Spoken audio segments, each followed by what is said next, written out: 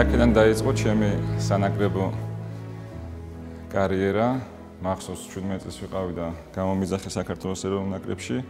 ნენერა წლები გადიოდა, ჩემი ადგილი მაინც აი ეს ადგილი იყო. დიდი ხანი გავატარე ამ ადგილზე. არ ვიცი 7-8 წლის განმავლობაში, სულ ამ ადგილზე ვიჯექი ხოლმე. და აქედან დაიწყო უკვე ჩემი საფეხბურთო და საკლუბო კარიერა. რა თქმა უნდა, ძალიან დიდი მადლობა მინდა გადაუხადო ფეხბურთის ფედერაციას, იმიტომ რომ ესეთი დაფასება რაც გამოიჩინეს ჩემს მიმართ, რა თქმა უნდა, ჩემი ოჯახი, რომელიც ჩემი მშობლები, იმად გარეშე არ შედგებოდა ჩემი არც ფეხბურთის საფეხბურთო წარმატება და არც მე მგონი როგორც ადამიანი. და რა თქმა უნდა, ჩემი შვილები და ჩემი მეუღლე სალომე, რომლებმაც გასწიეს ყველაფერი იმის გამო, რომ აი დღევანდელ დღეს მე ესეთი ბედნიერი ყოფილიყავი.